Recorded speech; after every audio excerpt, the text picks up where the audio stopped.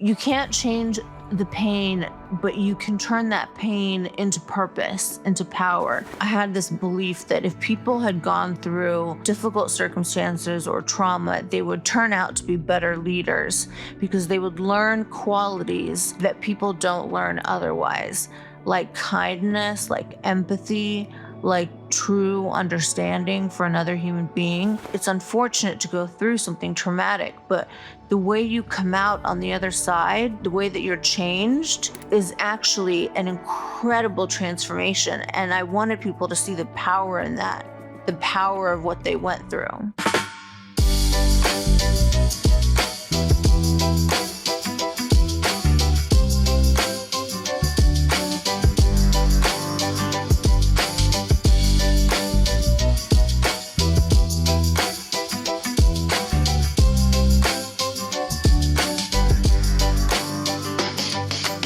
Welcome back to Mic'd Up. I'm your host, Mike DiCioccio, and our guest today is a former corporate VP turned author, resilience alchemist, and endometriosis advocate.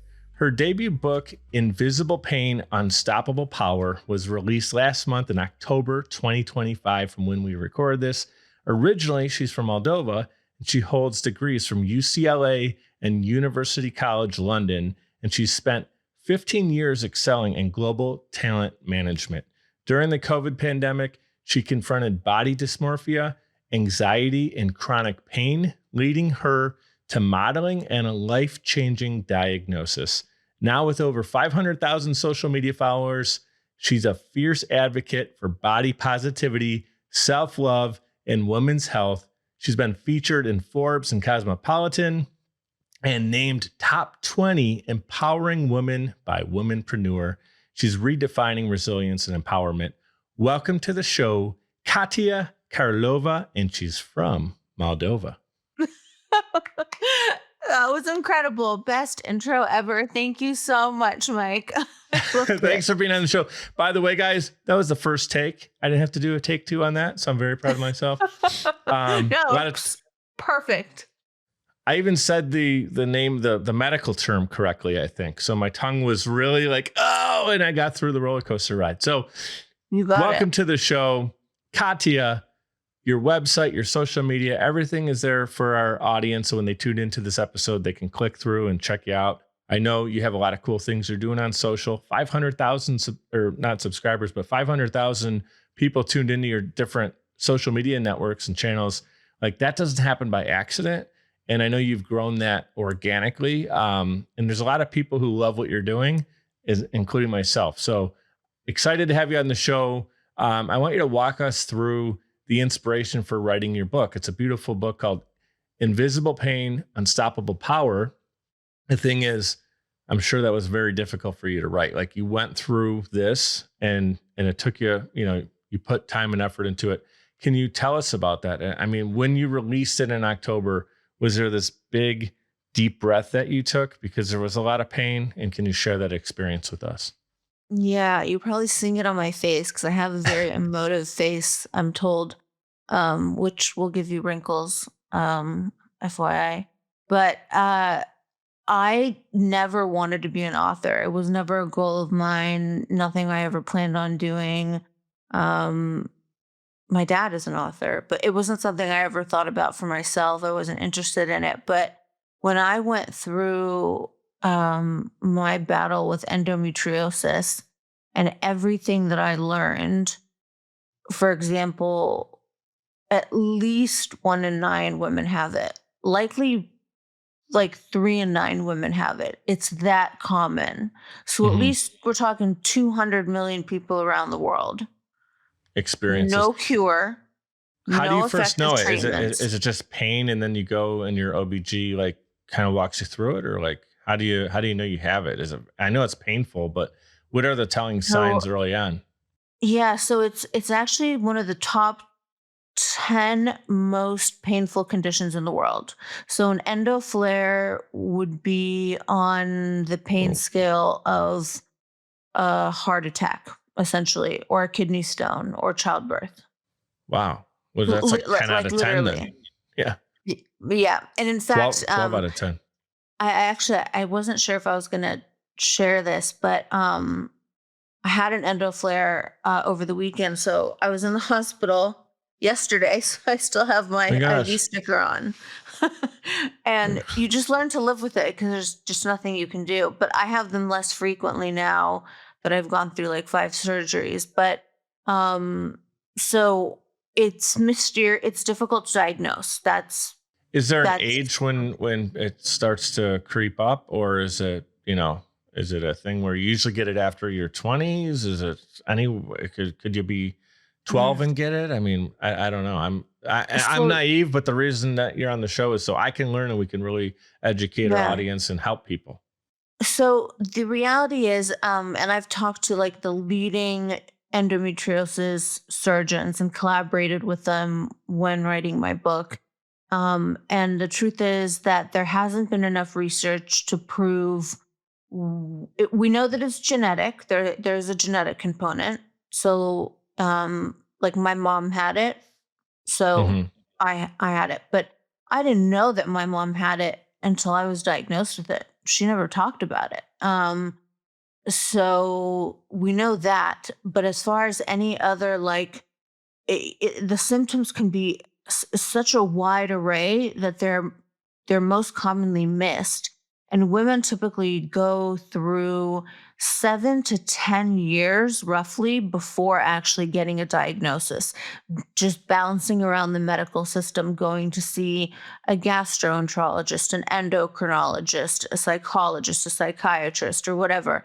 Women are most often told, and it's true, I've seen it, and experienced it. Women are often told that their pain is psychological, whereas men's pain, even by female physicians, is still somehow treated as More somehow more physical. real, more Yeah. valid. And I don't know why that is. And I had never experienced it before. This kind of inherent, like, uh, you know, this like, I don't want to say sexism because it sounds so severe, but there is a little bit of that, I think, Yeah. in the Being healthcare treated industry. differently based on your sex. It is what it is.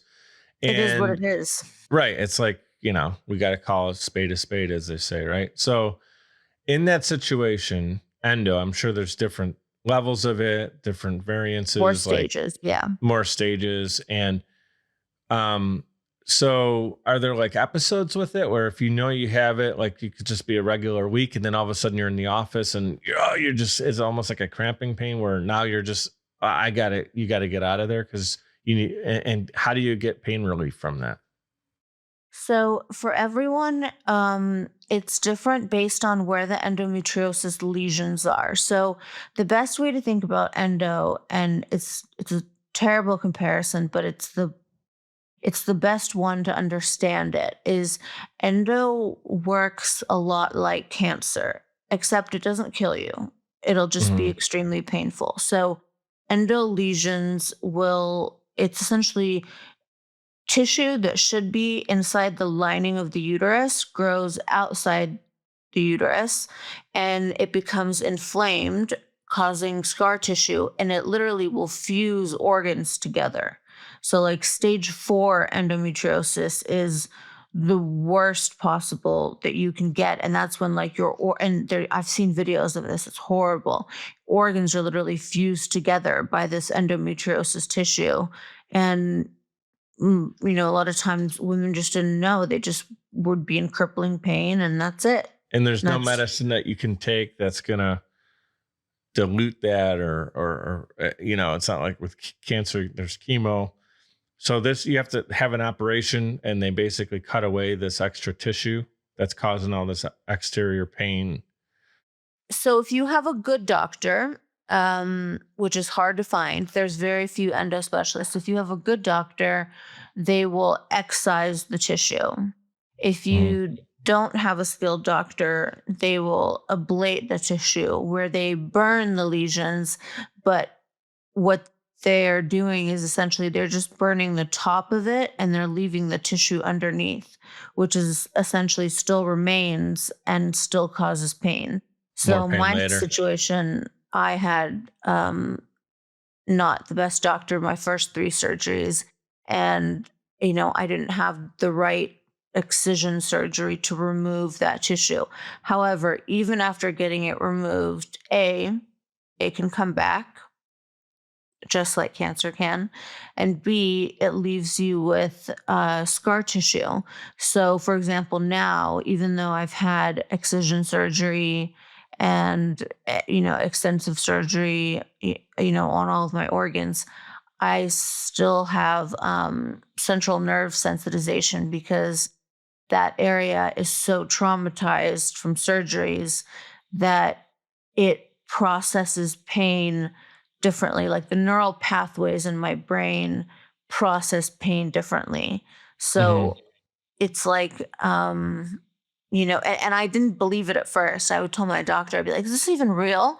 And she was like, was your trip to the ER real? And I was like, okay, enough said, enough said. Yeah. Okay, gotcha. I hear you. I hear you. But, I didn't understand it at first. Like but nerves have memory. So they remember being traumatized over and over again. And they, if even the slightest thing kind of triggers it, it could trigger a chain reaction of inflammation. But the best way to describe it is it's a chronic and full body inflammatory disease because endo has been found in every major organ, including the brain and the heart. Wow. Wow. So it's not just a centralized situation. It's going throughout, spreading throughout the body. It is. Um, And everyone thinks it's a period issue. It's a women's issue. It's a gynecological issue, but it's not. It's really not. It affects your whole body. right. Not enough is known about it. It's like it's kind of funny now to be like on the kind of cutting edge of it because people are just now realizing that, like, oh my God, we have a silent epidemic. Like academic papers call it a silent epidemic, the worst women's crisis of our time. And that's horrible. Yeah. I'd And love you I to hadn't send even me heard the more. word. Say that again. And I said, and I hadn't even heard the word until Right. Until it was, 2022. wow. I want you to send me more resources. So anybody who's tuning in right now, who Yeah. maybe they're going through some pain and haven't been properly diagnosed, they want more information. And any part of your story or any resources where you're like, hey, I wish I would have had this 3 years ago, 5 years ago, 10 years ago. Like, please provide that to me so we can help other women, get the resources and tools that they need, to be educated and understand what's really going on. And, in your book and on social media and a lot of what you do, and I appreciate you being on the show to do this, but you've openly shared some of your past struggles with body dysmorphia, anxiety, chronic pain we just talked about. Can you share like what actually helped you turn a lot of those challenges into a source of strength? Yeah, it was overcoming.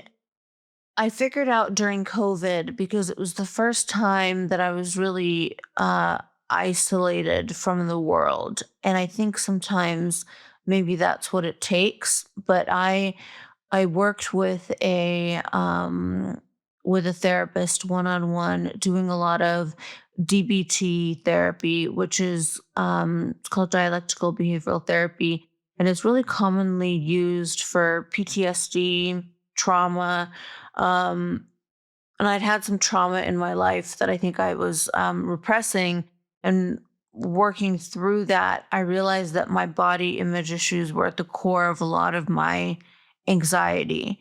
And my personality type, like very type A, is like I wanted to confront it in a big way.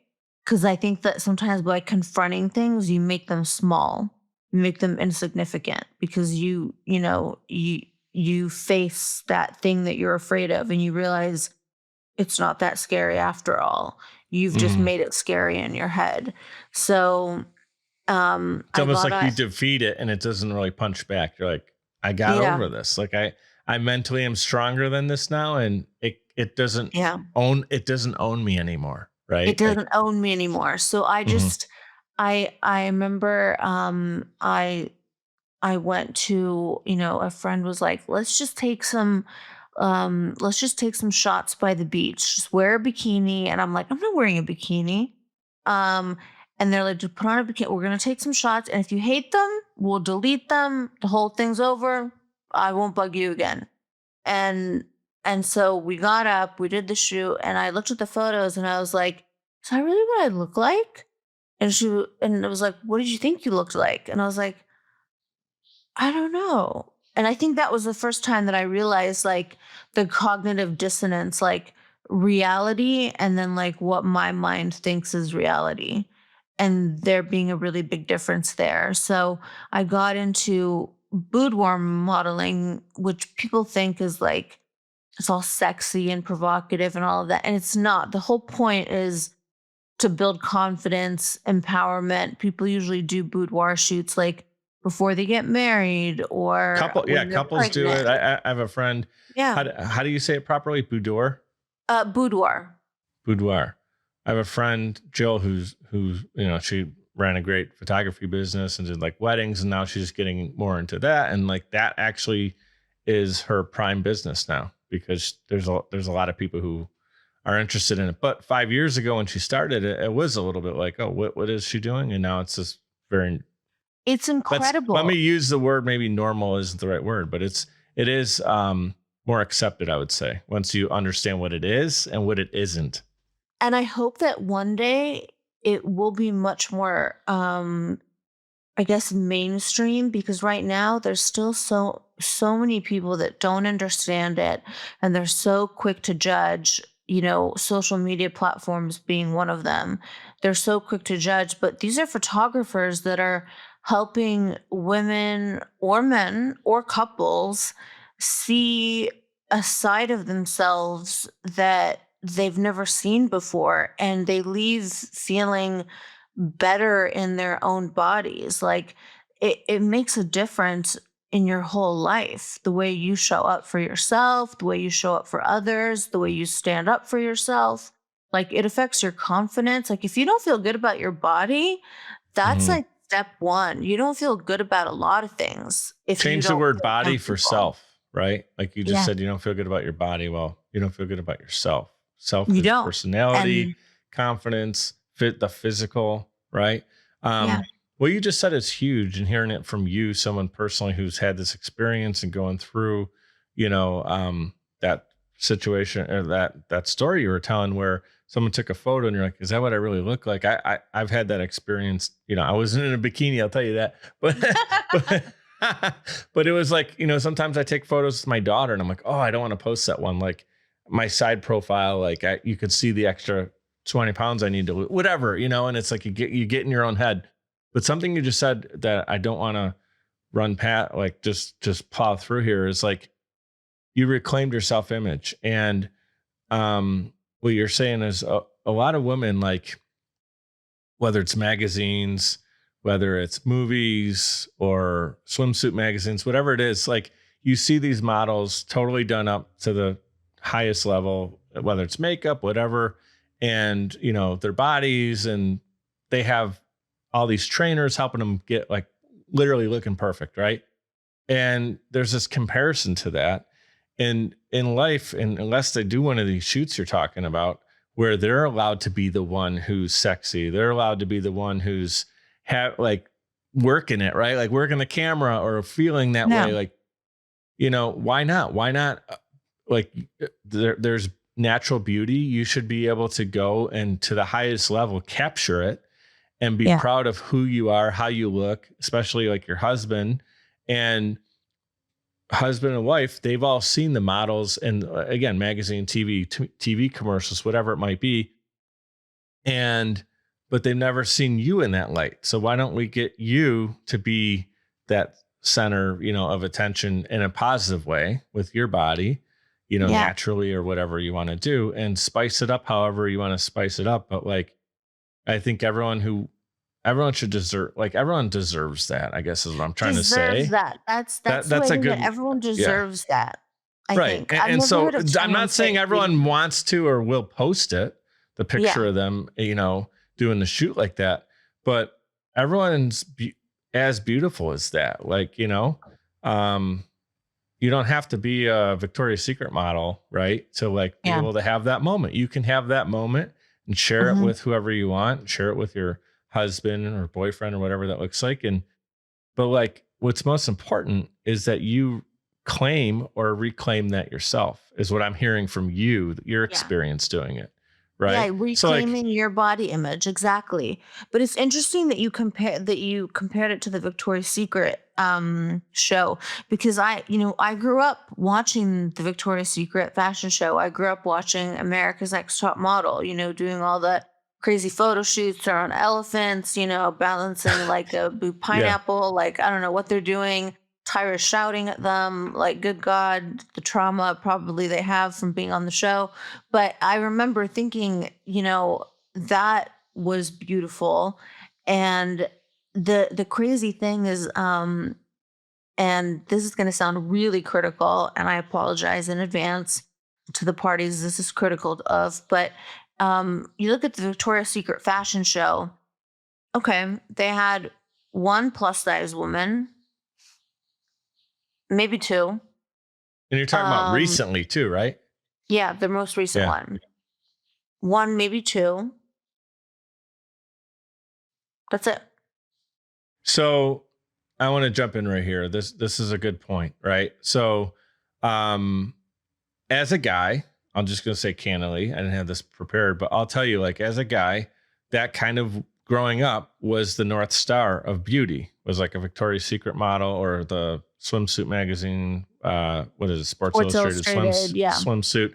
Like that was your North Star, that um society and culture was telling you this is what beauty looks like, right? That's why I'm calling it that. But it excludes so many different body shapes and styles in Yeah. women.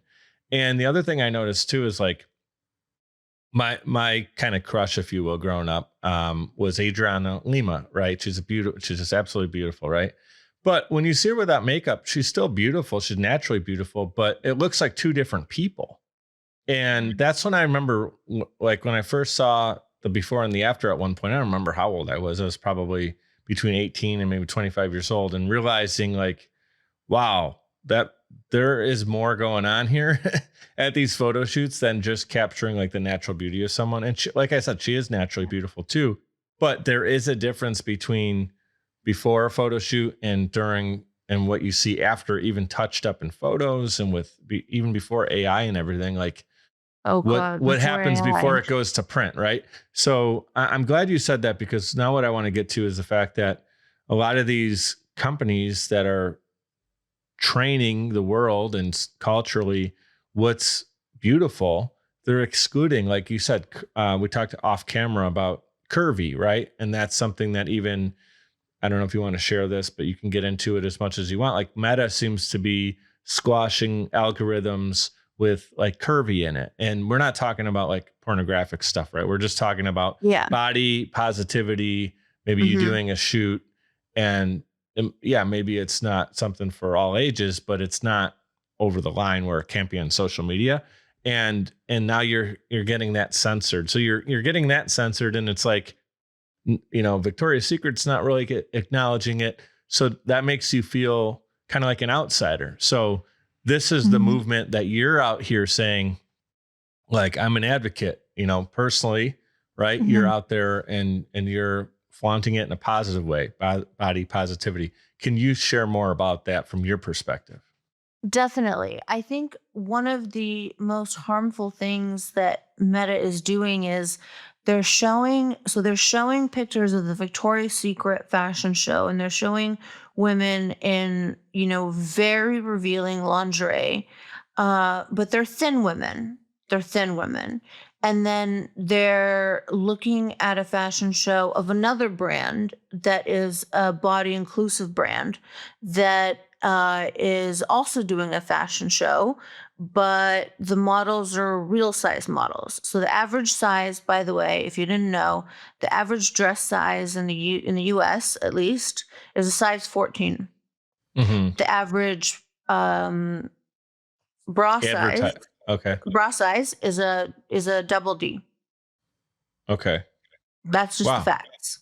That I wouldn't expect, but that's because what's modeled 90% of the time or more is smaller than both of those sizes by a lot, right? Exactly. By a And lot. So so it's like, yeah, that's the other part of it. It's so proportionate from what's advertised to what's reality. And then you're to trying to what's shop, reality. right? You're trying to Yeah. shop. And this doesn't just impact women. This impacts men because our brains are being wired this way from when we're 6 years old and we first see a movie that has a little risque scene in it. I remember and like, whoa, okay, that was thrown at me or whatever, right? And then you Yeah. just, your brain develops into what you think is that. I said it, I never thought of it ever this way, but I keep saying the North Star, I guess, is kind of what I'm thinking of, is just like what they're trying to tell you is the most What they're beautiful trying to tell thing. you is beautiful or Right. acceptable. And so I think what's hard for me and what I struggled with a lot is, I just went through this whole journey of learning to accept my own body and learn to love it and find self-love, which is really difficult to find because it's not, taking baths and eating chocolates. It's like actually, letting yourself exist and loving your body despite all its flaws. And then you share your journey on a platform like Instagram or Meta because you want other people to experience that also. You want to inspire others to take that journey for themselves. And Hmm. then Meta will shadow ban or censor you essentially what they're doing is saying your body is not acceptable. Your body Right. doesn't meet community guidelines. So it's like after you've done all this self work to love yourself, Meta is like slapping you in the face saying your body's not acceptable, which is And I want to crazy jump in here because because, yeah, I want yeah, to jump in here just so people understand what you're saying. It isn't that it's not acceptable by their guidelines because of it's provocative or something, or it's too revealing. They're just not showing more curvy bodies and that. They're allowing, again, the Adriana Lima body type. They're showing that like crazy more than you want anybody to have access to.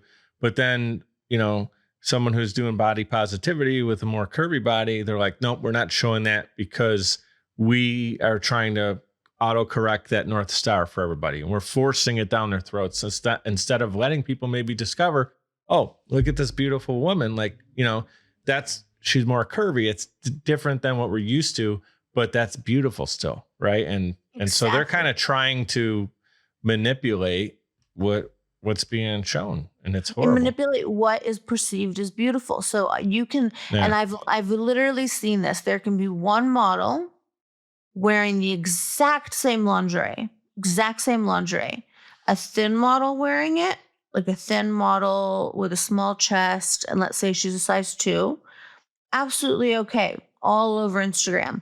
And then let's say a size 12 model with a fuller bust wears the same thing. That's Hmm. automatically sexualized and it's inappropriate and censored. And that is the part blows Right. my mind. Like, how is that fair and It, equal? it Like, needs to be it needs to be equal, and it has to be for a certain reason, not based on what they're trying to, again,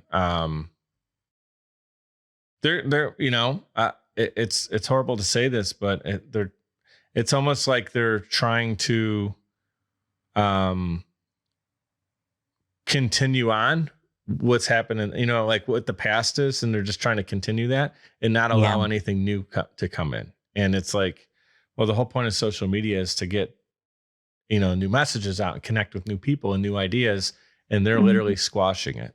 Talking about social, I want to, and unfortunately, I'm going to have you on the show again. I think this is a conversation that has so many different parts to it. Plus, I would like to, get more into the book and stuff like that. So this is an invite for you to come back on the show again Thank as a you. friend of Mic'd Up. You're welcome. There's so much more we could talk about. Well, I got you this time.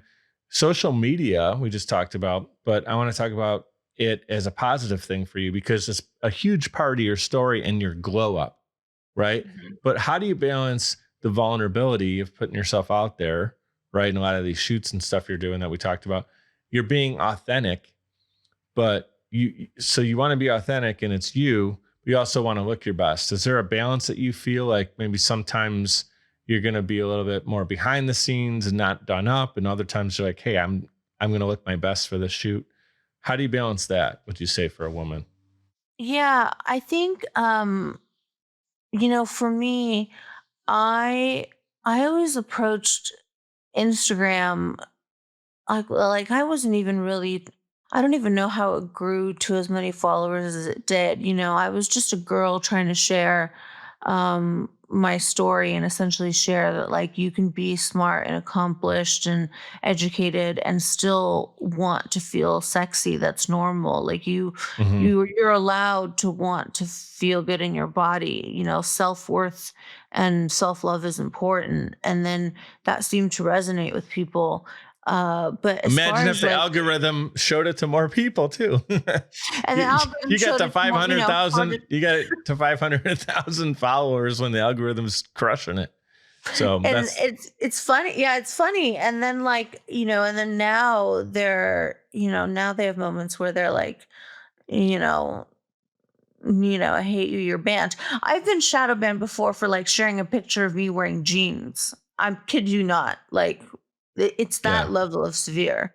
But I think what I balance is I do try to keep some parts of my life private. But as far as like the behind the scenes stuff, I'll always share like behind the scenes moments in my stories if people are curious. Sometimes I can't simply because it's lingerie and it hasn't been edited. So, it might be too revealing, so I can't share sure. it, unfortunately. But I'm But that I'm makes fine with sense. What you're people. saying is like, you know, um, in stories is where you'll be a little bit more vulnerable. It's just you could be, not done up yet for the day. You're just hanging out in like a hoodie or whatever. And like, you get what I'm saying. You're not on the set I being, live I live in like a hoodie and right. jeans. I have two looks: glammed up to the max and That's the word. moderately I couldn't think homeless of it. looking. You're not all glammed up all the time, 24/7. Like that expectation needs to be understood that is not reality, right? So, and Oh that's the other no. thing is like we're always seeing these models that we were talking about earlier. The only time you would see them is when they're glammed up. They're either in a shoot on TV or being interviewed at like a late night talk show host. We got, this so and so from Victoria's Secret or whoever. And I'm not even trying to pinpoint it anti them, or it could be anybody, Max's magazine, you name it. Like we all know the different magazines and stuff. But um what I'm trying to say is you're not glammed up 24/7. So you'll just do like an Instagram live or a story and it's you. People can connect Yeah. with you. And I think that's what makes you so accessible and people like you because you're not hiding behind 100% glammed up version of yourself. Like you're very real. And I think that's what I was trying to get at. Like, so you have the balance of being real, but also saying, hey, now this is my moment to shine. And I do want to feel sexy and I'm going to go and do that shoot and I'm not going to be ashamed to post it. Oh, my followers have seen me. I'll actually even post the really embarrassing stuff. So I've done two beach shoots, and both times I got wiped out by giant waves. And the take by take, like the photographer got it all on camera. The wave coming over me going, and then covered in water, and like and then last time it happened to me so bad that I got caught in the riptide.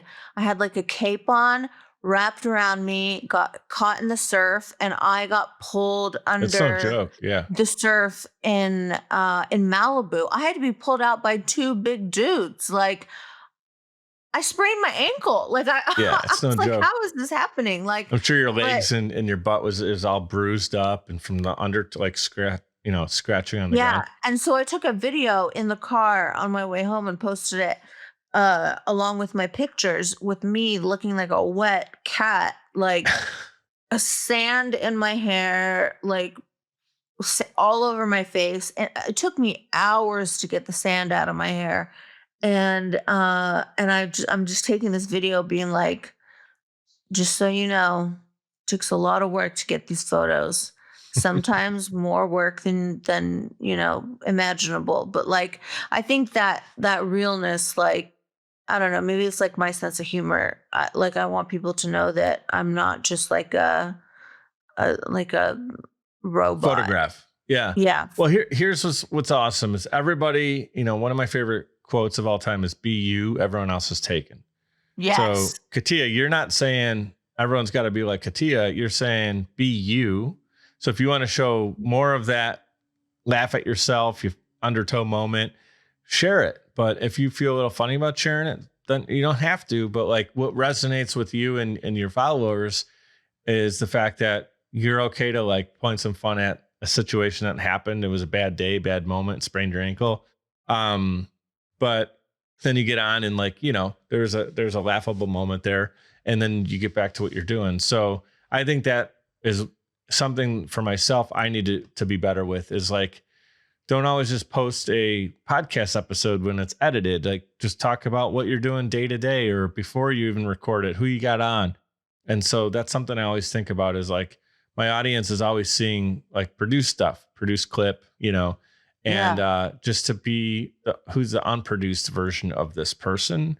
I think that's who people like and love and want to get to know more. And then obviously then when you like the person, then when they do produce something that which for me would be like a produced podcast episode, for you would be like a boudoir. I always say it wrong, but Boudoir.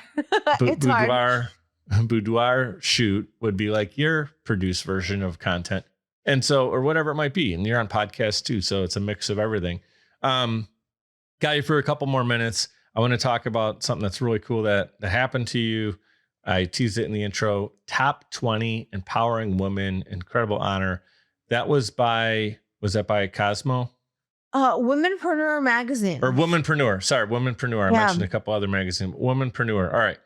So talk about when you found out that you made the top 20 there, and then how is that helping you get your message out to more people and maybe have even people look up to you because you're a role model now that you got that designation and you're doing it because you're being true to yourself and your body positivity and it doesn't happen by accident. So talk about that. It's funny. I always just take it one day at a time because I think sometimes I get so anxious with like, I just started out sharing some photos on Instagram. I thought people might benefit from them, and then my Instagram grew, and then before you know it, I was collaborating with brands, and then and then I got diagnosed with endo, and I thought everyone would unfollow me because it wasn't like this glamorous self, but instead people were really engaged because I was being vulnerable and sharing what I was going through. And turns out a lot of people knew someone with endo, or they, their wife or their daughter or whatever had someone with endo. So that vulnerability actually made them more engaged.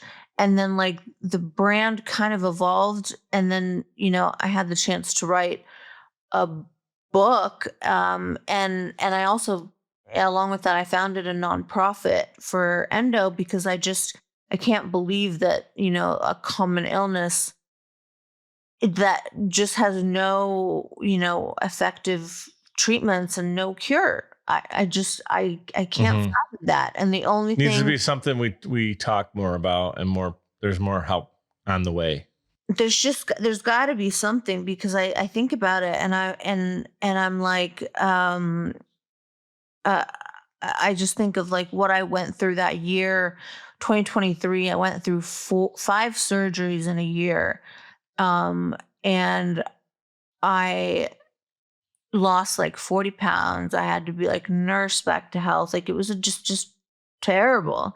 And I think that is what gave me the energy to like write my book. And I think writing the book is what I think gave me the strength to realize like, okay, and the book is a lot more about, it's less about my story and more about what I wish I knew then. Like all the things that I wish someone had told me. And it's not about having endo. It can be for anyone struggling with trauma or mental health, or they just don't know how to get out of like this victim mode because of something bad that happened to them, and how to, you know, crawl your way back out of that, because it can seem, I know what it feels like when you feel like everything's against you. There's no way to turn.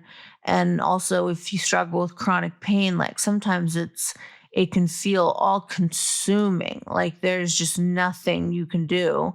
And so the book and the journal, I created the journal as like a 12-week sort of plan to getting your life where you want it to be. And the book is also, using examples of my journey with endo and my personal life, how to go from victim to victor, like really. And I've had this theory for a long time, even when I was in my corporate career. I had this belief that if people had gone through difficult circumstances or trauma, they would turn out to be better leaders, because they would learn qualities that people don't learn otherwise, like kindness, like empathy, like true understanding for another human being. It almost, it's unfortunate to go through something traumatic, but the way you come out on the other side, the way that you're changed, is actually an incredible transformation. And I wanted people to see the power in that, the power of what they went through. Yeah, the battle scars of all of that, the pain, the agony, the chronic pain, gives perspective. Yeah. And And the one it's thing, like a when you're good talking about thing. writing your book, I think you're talking about having the power to be able to do that, even though you're like physically like beat down in that situation, going into the emergency room, having 4 surgeries in 1 year. I couldn't even imagine one of those, and you did it 4 times. And then having the energy to write the book. The energy wasn't physical energy you had. It was like almost like and I don't put words in your mouth, so stop me if this isn't what happened, but I could tell when you were telling that story, it's like your purpose was bigger than the lack of energy that your physical body had. Did you almost feel that, where you're like, I Mhm. need to get this out to help other people who are going through or will be going through what I went through? I need to Yes. get this out. This is my purpose. And I know you got to run here, but something we talk about on the show a lot is everything happens when we change our mentality from victim to victor, like you said, is realizing that bad things can happen to good people, but when you're the victim, bad things happen, and you just keep letting bad things happen, and you don't try to Yeah. see any kind of good coming from it. The opposite is the bad thing happens, we're not able to change it. It came and we got zapped by the situation, right? Like getting zapped by lightning. You're not able to reroute the lightning bolt. But when something hits you, like a Hmm. life situation or illness or whatever, a job situation, a family member relationship, Yeah, what we exactly. can do is how do we now react? So to me, it's like when you change it to things happen for us, not to us, because when it happens and now we can better ourselves, or you can come out and write a book that helps millions of women now who might be going through a similar thing. And you're like, I was meant to happen to me because I wouldn't have been able to help those women if it didn't happen. Yeah, Right. So you're you're not totally saying I right. want to sign up for it. And I'm not, you're not signing up for the pain, but you're not able to change the pain, but you can change, the impact that you make having pain. 100%. Exactly. You can Hmm. choose how, like, you can't change the pain, but you can turn that pain into purpose, into power. And you can turn that into, and so for me, you're right, it was like, my body like felt weak, but it was almost like a divine like intervention kind of thing. Like I felt like I went through this for a reason, and the reason is I could write the book that doesn't exist, that I wish I had, and then that resource will be there for other women, and their loved ones who don't know how to support someone going through this, and and and then that'll be my contribution. So like the Hmm. pain that I went through wasn't in vain. There was a reason for it, and Right. this is the reason. And I'm that's, like I'll know When it's that, really like, devastating is when someone goes through pain like that and there was no gain from it. There was no purpose that comes out of it. They just had this horrible situation and never were able to, try to turn it into something that could positively help somebody else. And so I know you're not on the show today for a pat on the back. You're not looking for the acknowledgement, but I just want to say, I do commend you for being able to find that internal strength. Like you said, it's almost like a divine thing that hit you, and to do what you're doing and to show up every day. Like, social media can be very, it can weather you down because it just never stops. Like you could have a great post, but then tomorrow it's like you got nothing. So you got to keep coming and keep creating. And it is very consuming. And you've been doing it for a long time. So I just want to say from afar, keep rocking and doing your thing. Continue to be yourself. The reason that you have so many people loving what you do is because you're true, you're honest, you are authentic. And I just met you today. And I think in our first 2 seconds we're talking to each other, we both felt that good energy coming across. Totally. So I'd love to have you on. We can talk about way more things. Tomorrow, as we record this, tomorrow is Thanksgiving. So I want to say I'm thankful for you. I'm grateful for you. I say it every episode, but especially this week, we're all thinking about gratitude.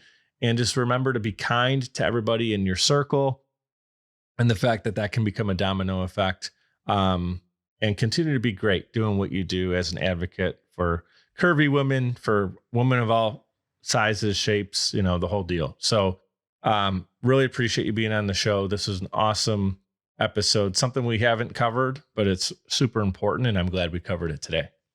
Thank you so much for having me. I really appreciate it. This was a great conversation.